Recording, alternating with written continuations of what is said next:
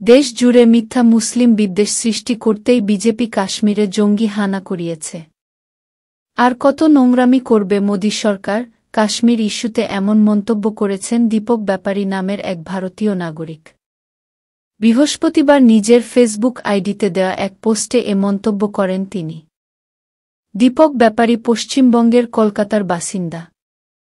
Digital media ফেডারেশনের সহপ্রতিষ্ঠাতা ও সভাপতির দায়িত্বে রয়েছেন। দীপক ব্যাপারী বলেন, কাশ্মীরের সন্ত্রাসবাদী হানায় ২৬ জন পর্যটকের মৃত্যু, দেশজুড়ে আবারও সাম্প্রদায়িকতা খেলবে বিজেপি। এরকম বাতেলাবাজ প্রধানমন্ত্রী ও স্বরাষ্ট্রমন্ত্রী থাকলে শুধু হিন্দু নয়, কেউই সুরক্ষিত নয়। বিজেপি হাটাও, দেশ বাঁচাও। এত ন্যাকামো না করে বিজেপি সরকারকে প্রশ্ন করুন। প্রশ্ন করবেন কিভাবে? সেটা করতে তো মাথার মধ্যে একটা মগজ লাগে, আবার বুকের মধ্যে একটা হৃৎপিণ্ড লাগে। যাই হোক, যে প্রশ্নগুলো উঠে এসেছে আপাতত সেগুলো নিয়েই চর্চা হোক। তিনি বলেন, কাশ্মীরে বর্তমানে ৬ লাখ সেনা মোতায়েন রয়েছে। ৫০ মিটার পর পর একজন সেনা অত্যাধুনিক হাতিয়ার নিয়ে সজাগ থাকেন। প্রতি ১০ জন কাশ্মীরির পিছনে একজন সেনা বরাদ্দ। কিন্তু সেদিন পেহেলগাম এ সেনা ছিল না কেন?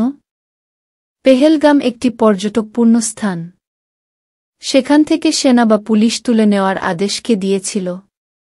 ভারতীয় নাগরিক বলেন, ঠিক ওই সময়ে সেখানে কোনো সেনা থাকবে না এটা জঙ্গিরা জানল কিভাবে? জঙ্গিরা সেখানে ১ ঘণ্টা ধরে হত্যা লীলা চালাল। পুলিশ কিংবা সেনা সেখানে পৌঁছতে পারল না কেন? তিনি বলেন, লাইন অব কন্ট্রোল থেকে পেহেলগামের দূরত্ব প্রায় ৩০০ কিমি।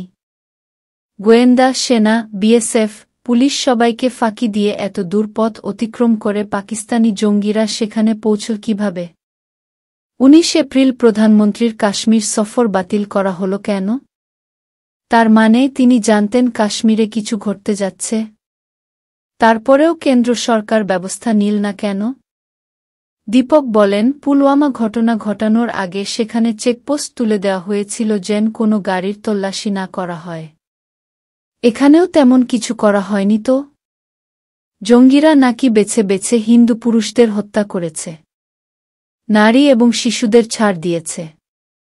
জঙ্গিরা এত দয়ালু হয় কিভাবে? জঙ্গি হানায় জঙ্গিরা কি এত সময় পায়? ভারতীয় এই নাগরিক বলেন, কাশ্মীরে এটা কি প্রথম জঙ্গি হামলা? আমি তো জানি ১৯৪৭ সাল থেকে সেখানে জঙ্গি আন্দোলন শুরু হয়েছে এবং প্রায় ১ লাখ কাশ্মীরি মানুষ সেখানে নিহত হয়েছে, তার মধ্যে মুসলমান হিন্দু সবাই আছে। এমনকি জঙ্গি দমন করতে গিয়ে প্রচুর সংখ্যক সেনাও শহীদ হয়েছে। কিসের জন্য জঙ্গিরা লড়াই করছে সেটা আলাদা প্রশ্ন, কিন্তু এই ঘটনাকে থেকে মুসলিম বিদ্বেষ ছড়ানো হচ্ছে কেন? তাহলে কি এটা পরিকল্পিত হত্যাকাণ্ড? যে যাই বলুক, এই হত্যাকাণ্ডকে মেনে নেওয়া যায় না, তাকে কোনো প্রকারভাবে জাস্টিফাই করা যায় না। একযোগে এর বিরুদ্ধে লড়াই করতে হবে। কিন্তু অনুরোধ, হিন্দু মুসলিম ভাগ করবেন না। বিজেপি সরকার অপরাধীদের বের করে যেদিন তাদের মৃত্যুদণ্ড দিতে পারবে, সেদিন আমি বিজেপির প্রশংসা করব। ভারতের গোয়েন্দা সংস্থা র রিসার্চ অ্যান্ড অ্যানালাইসিস উইং এর সাবেক প্রধান অমরজিৎ সিং পহেলগাঁও হামলার জন্য ভারতের নিরাপত্তা সংস্থাগুলোর ব্যর্থতাকে দায়ী করেছেন। এক সাক্ষাৎকারে অমরজিৎ সিং বলেন, পহেলগাম হামলার সময় ঘটনাস্থলে প্রায় কোনো নিরাপত্তা ব্যবস্থা ছিল না, যা ভারতীয় সংস্থাগুলোর চরম ব্যর্থতার প্রমাণ। তিনি বলেন, যুদ্ধ হল সবচেয়ে খারাপ ও শেষ বিকল্প। ভারত ও পাকিস্তানের মধ্যে সাম্প্রতিক উত্তেজনাকর পরিস্থিতিকে খারাপ হিসেবে বর্ণনা করলেও তিনি মনে করেন, আলোচনার মাধ্যমে এই সমস্যার সমাধান সম্ভব।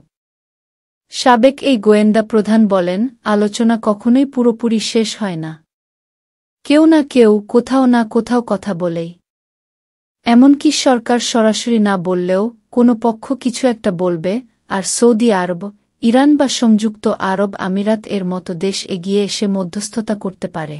এর আগে ভারতের কাউন্টার টেররিজম বিশেষজ্ঞ অজয় সাহনীও পহেলগাঁও হামলাকে মোদী সরকারের নিরাপত্তা নীতির ব্যর্থতা হিসেবে বর্ণনা করেন। তিনি বলেন, এ হামলা প্রমাণ করে ভারতের নিরাপত্তা ব্যবস্থা ব্যর্থ হয়েছে। মোদি সরকার কেবল রাজনৈতিক ফায়দার জন্য মিথ্যা প্রচার চালাচ্ছে। অজয় সাহনি আরও বলেন, বালাকোট ও পুলওয়ামা হামলা নিয়ে মোদি সরকারের সব দাবি ভুল প্রমাণিত হয়েছে। মোদি প্রতিটি ঘটনাকে রাজনৈতিক স্বার্থে ব্যবহার করছেন এবং লাশের রাজনীতি করছেন।